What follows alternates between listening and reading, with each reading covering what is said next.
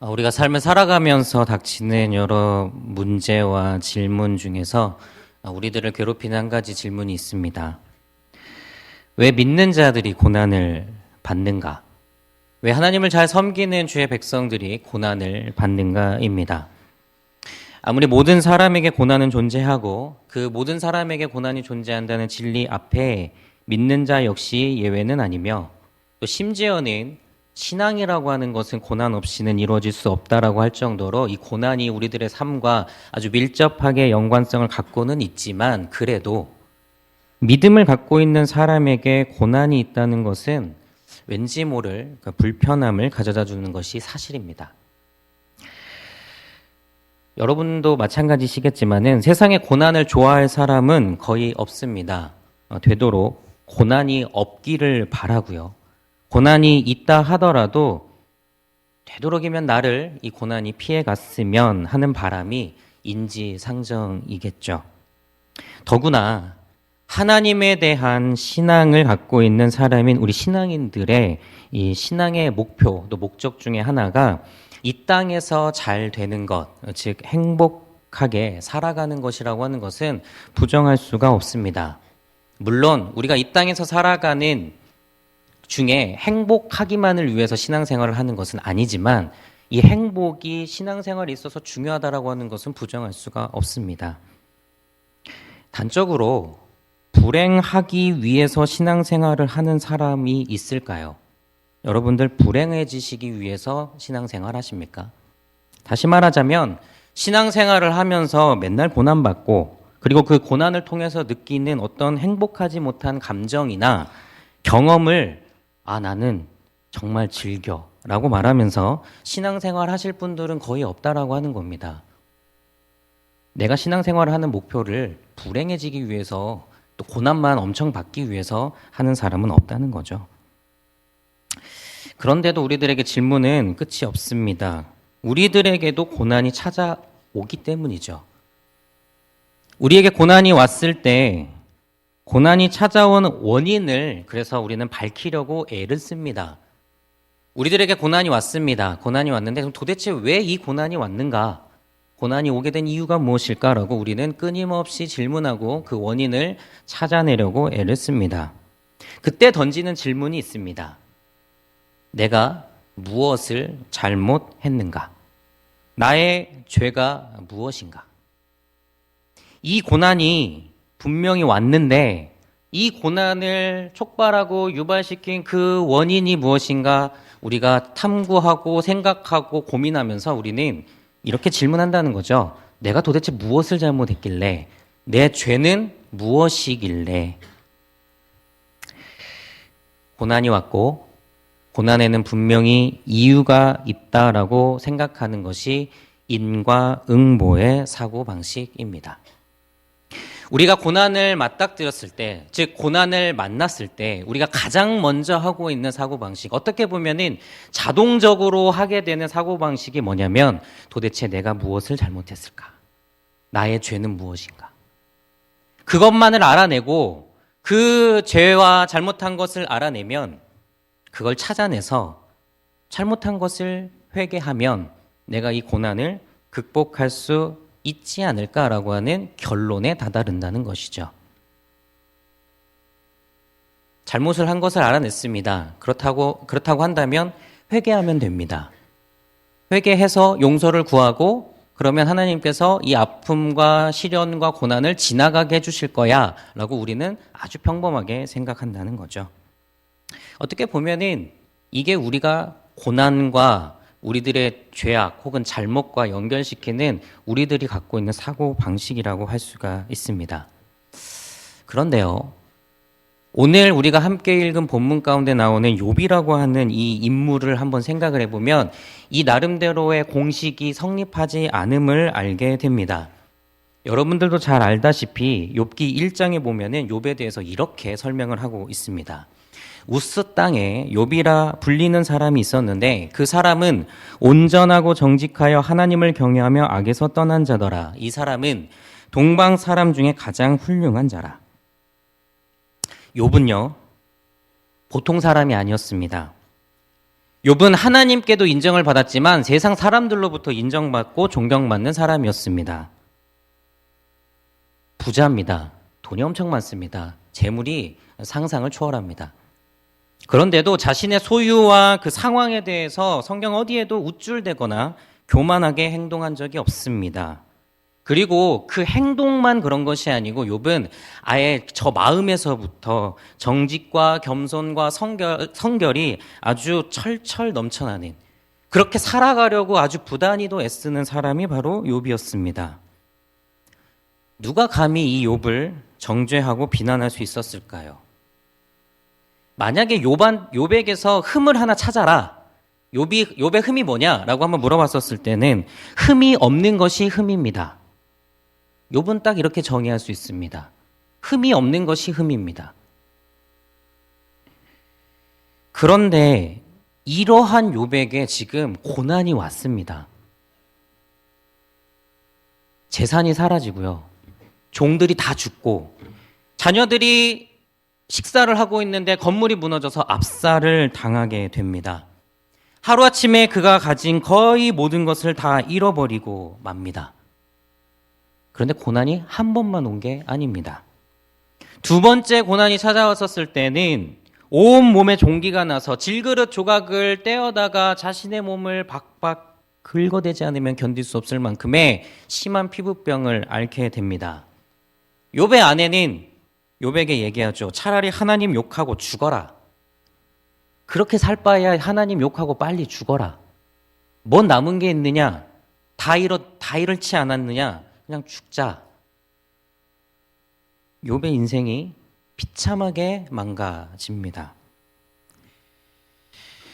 여러분, 이러한 욥의 상황을 어떻게 설명할 수 있을까요? 욥이 왜 고난을 받게 되었습니까?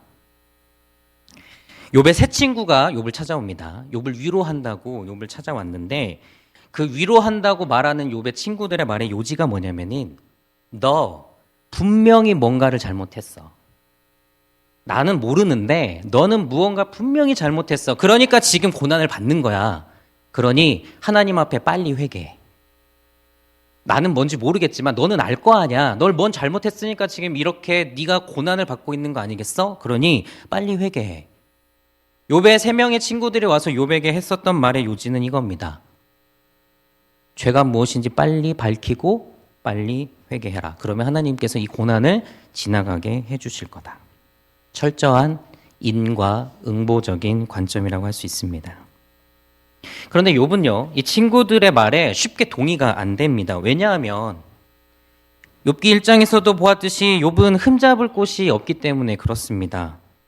만약에 명명백백하게 욥이 잘못한 것이 있으면 분명히 욥은 회개를 했을 겁니다.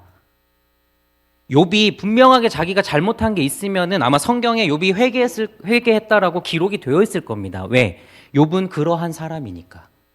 하나님 앞에 정말 이만큼의 잘못도 하지 않으려고 애쓰고 노력했었던 그러한 사람이니까.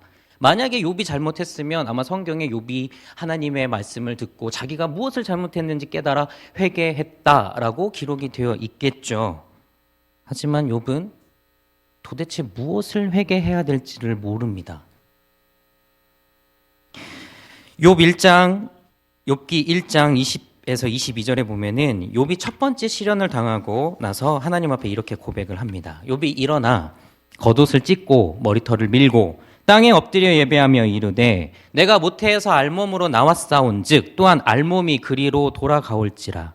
주신 이도 여호와시요 거두신 이도 여호와시오니 여호와의 이름이 찬송을 받으실지니이다 하고, 이 모든 일에 욥이 범죄하지 아니하고 하나님을 향하여 원망하지 아니하니라.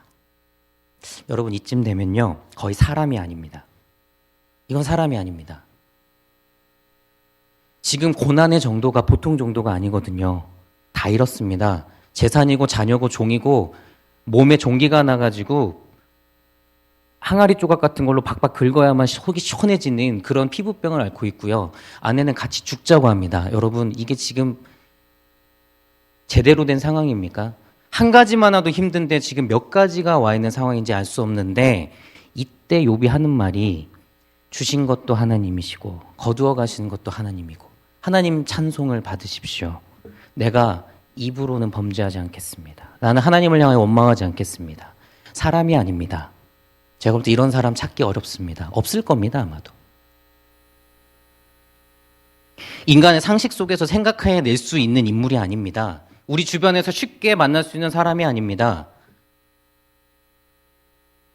그런데 친구들이 와서 네 죄가 뭔지 빨리 얘기해서 그걸 회개하라는 겁니다. 욥의 입장에서 어떻겠습니까? 도대체 무엇을 잘못했는지를 알아야 회개를 하죠. 이 최소한의 인과응보의 관점은 욥하고는 거리가 먼 것처럼 보입니다. 그런데 여러분, 아직도 해결이 안 됩니다. 왜 욥이 고난을 받았을까요? 왜 믿는 자들이 고난을 받을까요? 욥이 무엇을 잘못했길래 우리는 욥을 고난을 받은 사람으로 분류를 하고 그 욥의 고난을 지금 우리는 바라보고 있는 것일까? 도대체 그 원인이 무엇이었을까? 이유는 굉장히 간단합니다. 결론을 제가 말씀드리면 여러분들 다 피식 웃으실 수도 있습니다. 하지만 그것이 진리이기 때문에 말씀을 드립니다. 욥이 고난을 받은 이유는 하나님 맘입니다. 역시 웃으시는군요. 저쪽에서 한 분이 웃으셨어요. 네. 욥이 고난을 받은 이유는 하나님 맘입니다. 욥의 사례를 통해서 알 수 있는 고난의 이유는 의외로 간단하게 그 이유가 하나님께 있다는 겁니다. 욥의 고난이 어떻게 시작하시는지 여러분들 다 잘 아실 겁니다. 사탄이 하나님을 부추기죠. 정말 욥이 하나님을 경외하는지 한번 시험해 보십시오. 하나님께서 말씀하십니다. 그래, 재산과 소유와 자녀들을 쳐라. 그런데 욥에게는 손대지 마라. 그래서 사탄이 그렇게 했거든요. 근데 욥이 잘 넘어가요. 사탄이 또 가가지고 하나님을 막 부추깁니다. 한번 그 몸을 쳐보십시오. 몸 쳐보면은 분명히 하나님 원망하고 하나님 경외하지 않을 겁니다. 그래? 그러면 몸을 쳐라. 그런데 생명은 해하지 마라. 몸을 칩니다. 그런데도요, 끄떡도 없습니다. 말로 절대 범죄하지 않습니다. 이 모든 과정을 누가 만든 겁니까? 사탄이 부추긴 것은 명명백하지만 사실 엄밀하게 말하면 하나님께로부터 시작한 겁니다. 하나님께서 하지 마! 그러면 안 하면 됩니다. 근데 하나님께서 허락을 하셨습니다. 그래서 시작된 것이 욥의 고난인 거죠. 욥이 왜 고난을 받았을까? 하나님 마음입니다. 우리가 왜 고난 가운데 처해져 있는가? 하나님 마음입니다. 무슨 특별한 인과응보적인 잘못한 것도 없고 나는 하나님 잘 섬겼고 하나님 말씀대로 살아가려고 애쓰고 수고했는데 왜 나에게 힘들고 견딜 수 없을 정도의 시련이 찾아온 것일까? 정답은 하나님 마음입니다. 이러한 하나님 때로는 폭력적으로 느껴지실 수도 있습니다. 정말 하나님 맘대로시군요. 정말 하나님 맘대로시군요 하면서 하나님은 자비도 없으시다고 여러분들 한탄하실 수도 있습니다. 어떤 말로 하나님을 불평하고 원망하실 수 있습니다. 그래도 이 믿는 자들의 고난은 왜 왔는가? 그 질문에 대한 답은 하나님 마음입니다.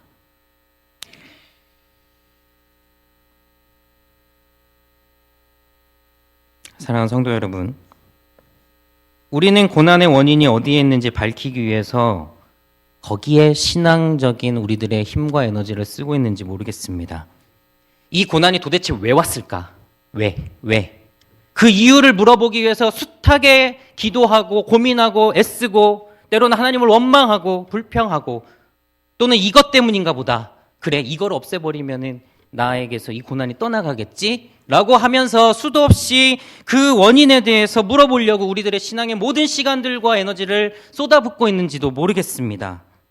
욥도, 욥의 세 친구도, 그리고 뒤에 등장하는 수많은 욥기에 등장하는 인물들도 다 그 고난의 원인에 집중을 했습니다. 왜 일어났는지, 그 이유는 무엇인지. 하지만 여러분, 진리는 간단합니다. 복잡하지 않습니다. 이 모든 것이 다 하나님의 마음입니다. 하나님의 뜻입니다. 그렇게 훌륭하고 흠잡을 곳이 없는 욥을 하나님은 아주 철저하게 망가뜨려 버리십니다. 이유는 우리가 알지 못하는 하나님의 마음, 하나님의 뜻이라는 겁니다. 창세기 4장에 가면은 가인과 아벨의 제사의 내용이 나옵니다. 여러분께 질문을 한 가지 드리겠습니다. 여러분, 왜 하나님께서 가인의 제사는 받지 않으시고 아벨의 제사만 받으셨을까요? 아벨이 더 예뻐서? 가인이 못생겨서? 하나님께서 보셨을 때 아벨이 더 정성을 잘 들여서? 가인은 그냥 어줍지 않은 것 같다 하나님 앞에 드려서? 수많은 이야기들, 수많은 연구와 이야기들이 있지만은 여러분, 성경에는 그 어떤 이유도 밝히지 않습니다. 여러분들이 가셔서 보시고 확인해 보십시오. 어떠한 이유도 없습니다. 그냥 받으셨다. 아벨의 거는 받으셨다. 가인의 것은 안 받으셨다.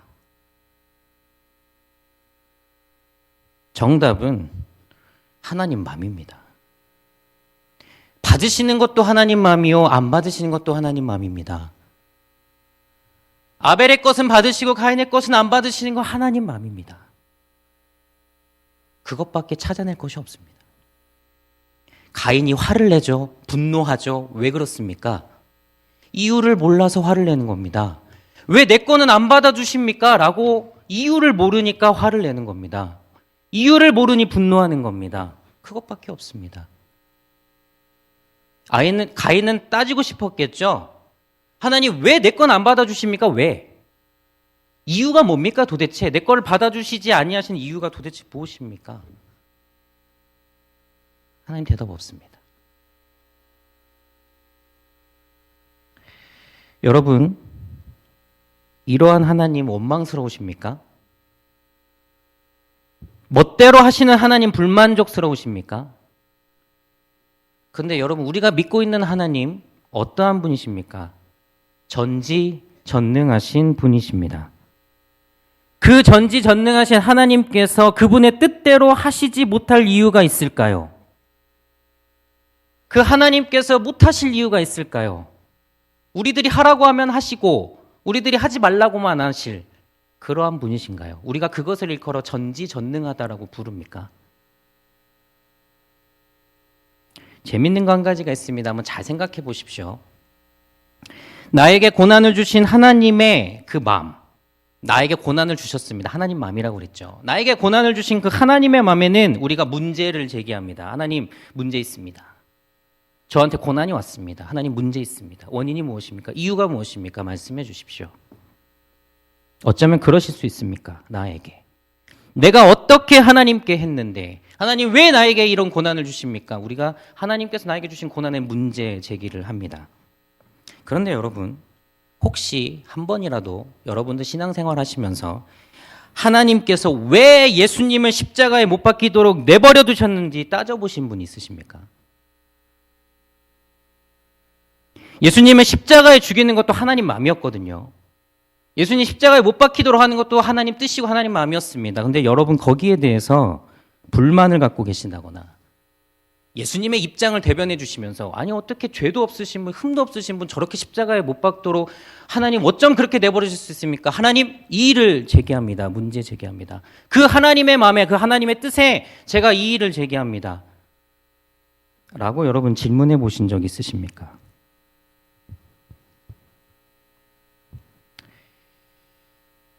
아무 흠없고 힘없고 티 없었던 예수님의 그 삶에 예수님을 십자가에 못 박은 그 하나님의 마음에 여러분들 불만 없으십니까? 불편하지 않으십니까?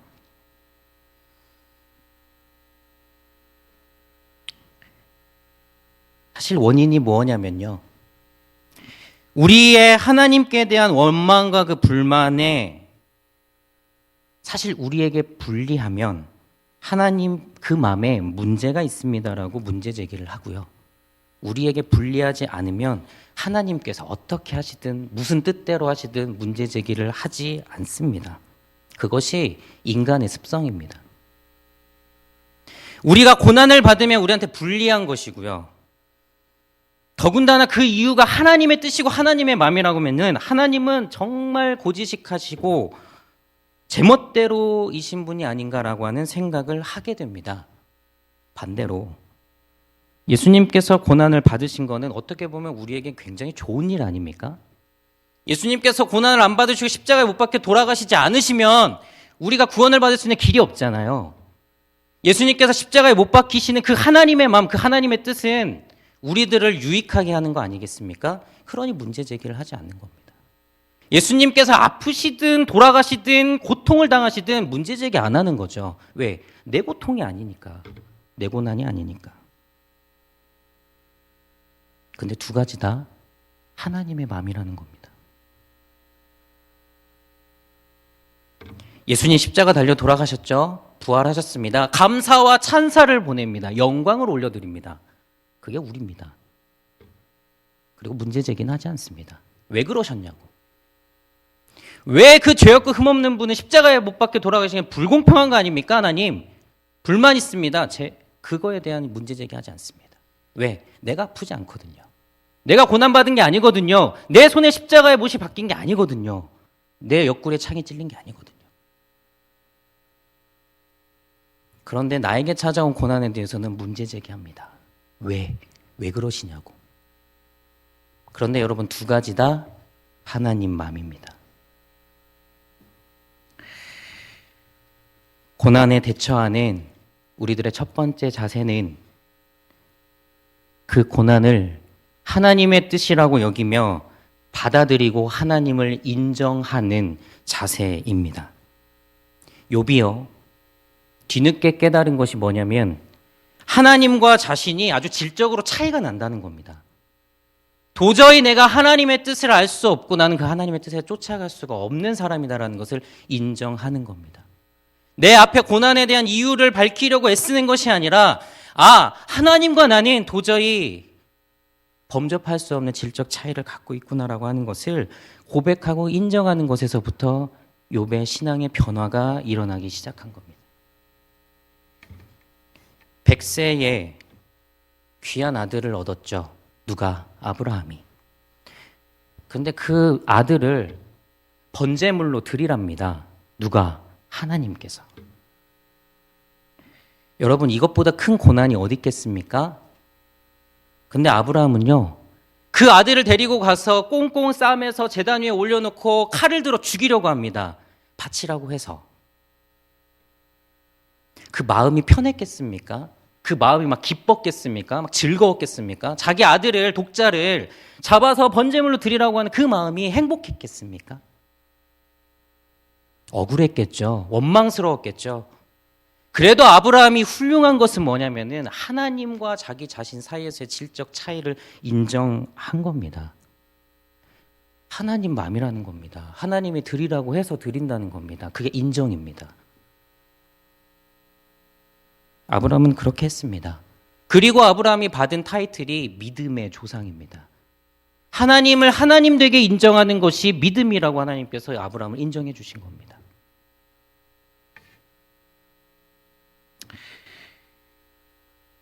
여러분, 하나님을 인정하는 사람이 그 다음에 오는 단계가 있습니다. 그게 바로 회개입니다. 오늘 욥기 42장에 보면은 욥이 하나님을 인정한 다음에 내뱉는 단어가 회개라는 단어입니다. 그러면 그동안에는 욥은 회개를 하지 않았느냐? 아닙니다. 하기는 했습니다.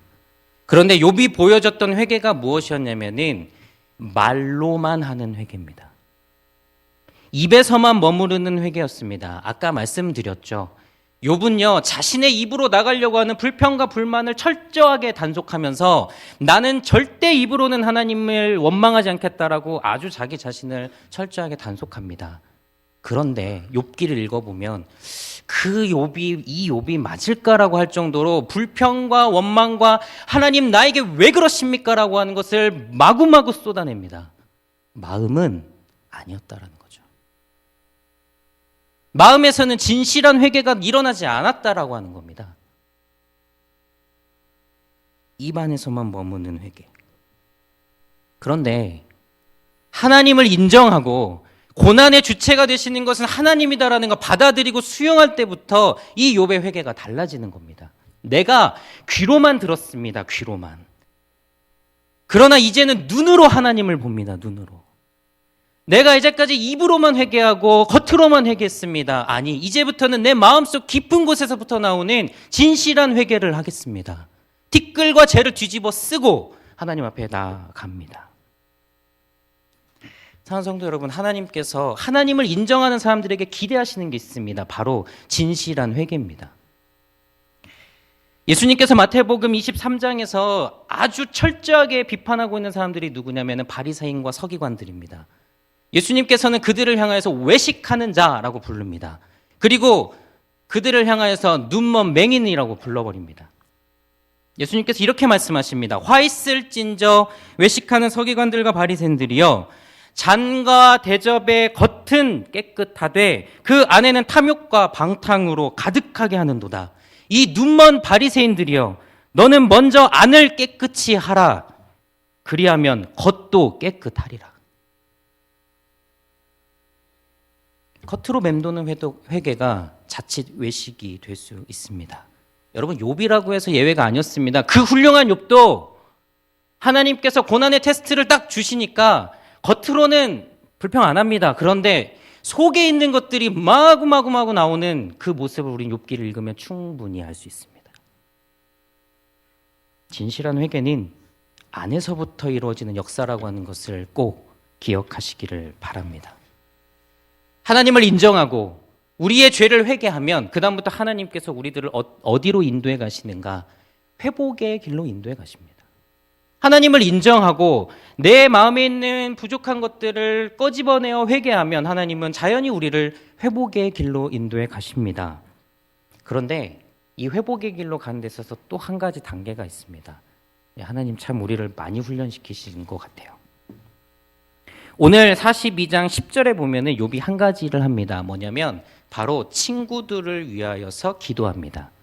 이 친구들이 누구냐면은 욥을 아주 힘들게 만들었던 존재들입니다. 욥이 고난을 받고 있는데 친구들이 찾아와서 한다는 말이, 너 뭐 잘못한 거 있으니까 빨리 회개하라니까. 하나님께서 너에게 무언가 지금 회개를 요구하고 계셔. 너 뭐 잘못한 거 있을 거야. 그러니까 너한테 고난이 온 거 아니겠어? 빨리 회개해. 라고 하면서 수십 장에 걸쳐서 욥을 괴롭히고 또 괴롭힙니다. 욥이요, 마지막에 가서는 이 친구들의 이 정죄함을 견디지를 못합니다. 왜? 나는 아무리 들여다봐도 잘못한 게 없는 것 같은데 왜 나를 보고 자꾸 회개하라고 하고 자꾸 고난의 이유가 있다라고 얘기를 하니 욥이 마음에 큰 상처를 받습니다. 그런데요, 하나님께서 욥과 이 세 친구들 사이에 화해를 만들어 주십니다. 욥을 통하여서 하나님께서 욥의 친구들에게 기도하고 중보할 수 있는 기회를 주신 거죠. 만약에 욥이 하나님을 진정으로 깨닫지 못했다거나 마음속에 진정한 회개가 이루어지지 않았으면 아마 이 단계로 가지 못했을 겁니다. 그런데 욥 안에는 이제 더 이상 거칠 것이 없죠. 마지막 남은 건 자신을 힘들게 하고 어렵게 했었던 이 친구라고 하는 존재들을 향하여서 중보해 주는 것, 그것이 이제 마지막으로 남은 겁니다. 친구들이 재물을 가져옵니다. 욥에게 가져오죠. 욥이 그것을 놓고 하나님께 감사의 기도를 드리고 그 친구들을 위해서 중보합니다. 여러분, 나를 힘들게 한 사람을 중보한다라고 하는 것은 이미 마음속에서는 그 사람을 용서한 겁니다. 주기도문에 이렇게 나와 있습니다. 우리가 우리에게 잘못한 사람을 용서한 것 같이 우리의 죄를 용서하여 주시고. 중보는 곧 용서입니다. 그 용서를 기반으로 하는 것이 중보입니다. 이 중보의 힘은 곧 그리스도의 사랑을 표현해 주고 있는 것이죠. 하나님께서 호세아 6장에서 이렇게 말씀을 하십니다. 내가 제사보다 용서와 인애를 더 원한다. 마태복음에서 예수님께서는 이렇게 말씀하시죠. 예물을 제단에 드리다가 형제에게 원망들을 말한 일이 생각이 나거든. 가서 형제와 화목하고 그 후에 와서 예물을 드리라. 그때 비로소 그것을 받겠다. 사랑하는 성도 여러분, 중보, 즉 용서는 예배보다 선행합니다. 예배 드리고 나서 용서하는 게 아니라 예배를 드리기 전에 용서하고 사죄하는 겁니다. 저희들이 예배를 드릴 때 사죄의 기도를 드리죠. 우리들이 왜 예배 드릴 때 사죄의 기도를 합니까? 하나님의 말씀을 듣기 전에 나의 마음을 먼저 정결하게 하는 겁니다.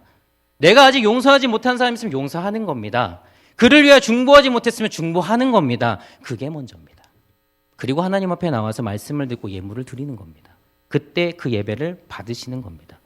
하나님께서 받으시면 그때부터 회복이 이루어집니다. 회복은 그때부터 이루어집니다. 욥이 하나님을 인정했고요. 하나님께 진실한 회개를 했습니다. 그리고 나서 친구들을 용서하고 중보했습니다. 그리고 나서 나와 있는 욥이 회복한 것들을 한번 읽어보시기 바랍니다. 하나님께서 그의 소유에 갑절을 더해 주십니다. 너무너무 행복하지 않습니까? 일어나도 갑절의 회복이 일어납니다. 여러분들 여기에서 막 은혜가 되시죠? 나에게도 막 이랬으면 좋겠죠? 아팠던 아이가 나았으면 막 더 건강해지길 바랍니다. 그렇죠? 내가 100원을 잃어버렸으면 200원을 더 벌고 싶으시죠? 우리들의 마음 그렇습니다. 그런데 욥이 직접 받았습니다. 그렇게. 소유를 읽어보면 1장에서 밝혔던 것과 딱 2배입니다. 갑절의 은혜를 받습니다. 여러분, 회복이 일어나면 하나님께서 갑절이 뭡니까? 그 이상의 은혜도 베풀어 주실 수 있다고 믿습니다. 아멘이 약하시네요. 그렇게 일어나야 할 텐데. 회복이 갑절 그 이상의 것도 여러분들에게 일어나실 수 있다고 믿습니다. 그런데 여러분, 회복이 그것만 있는 게 아닙니다. 여러분 11절을 한번 보시죠. 욥기 42장 11절에 보면은 이렇게 나와 있습니다. 이에 그의 모든 형제와 자매와 이전에 알던 이들이 다 와서 그의 집에서 그와 함께 음식을 먹고 여호와께서 그에게 내리신 모든 재앙에 관하여 그를 위하여 슬퍼하며 위로하고 각각 캐시타 하나씩과 금고리 하나씩을 주었더라. 여러분, 욥이 고난을 당한 뒤에 주변에 욥을 다 떠났습니다. 다. 아내도 같이 죽자고 했다니까요. 다 떠났습니다. 그런데 여러분, 지금 어떤 일이 일어나고 있습니까? 욥과 함께 음식을 먹는 사람이 생겼습니다. 그리고 욥을 와가지고 위로를 해요. 회복은 소유에만 있었던 게 아닙니다. 소유는 보너스였고 욥이 상처받고 힘들었던 그 모든 마음이 다 회복될 수 있는 놀라운 일이 이 욥기 42장 11절에 일어난 겁니다. 여러분, 진정한 회복은 관계의 회복입니다. 진실한 회복은요, 관계가 회복되는 거예요. 욥은 4가지 차원에서의 관계 회복을 이룹니다. 첫 번째는 하나님과 욥 사이에서의 관계가 회복됩니다. 하나님을 인정했습니다. 그러면서 하나님과 욥 사이에서의 철저한 관계 회복이 일어납니다. 두 번째는 자기의 주변 사람들과 관계 회복이 일어납니다. 친구들을 용서했죠. 다른 친척들이 와가지고 욥을 위로합니다. 함께 식사를 합니다. 회복이 일어났습니다. 세 번째는 소유의 회복이 일어납니다. 잃었던 거 다 찾았습니다. 자식은 어떻게 낳았는지 모르겠는데 자식들도 회복했습니다. 소유는요, 갑절이 됐습니다. 그냥 본전치기 해도 좋을 텐데 갑절을 주셨습니다. 은혜죠. 회복했습니다. 네 번째 회복은 자기 자신도 회복합니다. 여러분, 욥이 2번째 시련을 받았을 때 온몸에 종기가 나고 기왓장으로 박박 긁으면서 그렇게 삶을 보냈습니다. 그런데 오늘 말씀에 욥이 몇 살까지 삽니까? 140살까지 삽니다. 여러분, 피부병 앓고 140살까지 살면 복입니까? 복 아니죠. 피부병을 기왓장으로 긁으면서 140살 사는 것은 복이 아닙니다. 우리는 이 안에서 욥의 몸의 병이 회복되었다는 것을 알 수가 있습니다. 4가지 차원의 회복이 일어난 겁니다. 이 모든 것은 다 관계 회복입니다. 하나님과의 관계 회복, 사람들과의 관계 회복, 나의 소유와의 관계 회복, 그리고 나 자신과의 관계 회복.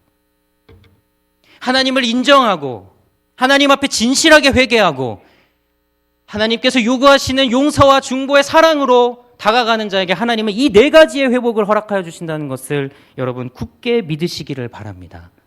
여러분들의 삶에 2016년이 한 해 동안에 이 회복이 여러분들 안에 일어나야 될 줄 믿습니다. 사랑하는 성도 여러분, 믿는 자에게 고난은 반드시 옵니다. 믿는 자라고 예외는 아닙니다. 고난이 옵니다. 그런데 여러분 인정하십시오. 하나님 마음입니다. 하나님의 뜻입니다. 그리고 하나님을 인정하십시오. 그리고 내 안에 그 하나님을 인정하지 않았다라고 하는 것이 있다면 진실한 마음으로 회개하십시오. 하나님, 내가 하나님을 너무 망령되이 욕되게 행했습니다. 내가 하나님의 그 위대하심을 인정하지 못했습니다. 하나님, 내가 티끌과 재를 뒤집어 쓰고 하나님을 인정하며 주님 앞에 회개하며 나아갑니다. 나는 주님의 종이요, 나는 하나님 앞에 피조물일 뿐입니다. 나를 다스려 주시고 나를 회복시켜 주십시오. 하나님 앞에 회개하십시오. 그리고 용서하지 못한 사람들을 위해서 중보하시기 바랍니다. 나를 그렇게 회복시켜 주실 것을 믿는다면 내가 회복하지 못한 부분들을 회복해 가는 겁니다.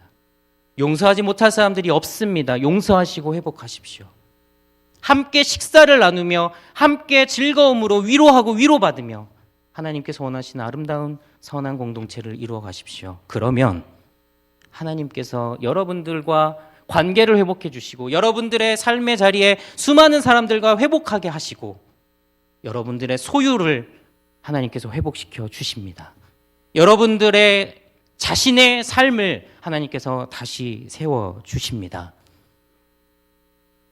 설 명절 여러분들 안에 하나님께서 주시는 이 참된 회복이 일어날 수 있기를 주님의 이름으로 간절히 축원합니다.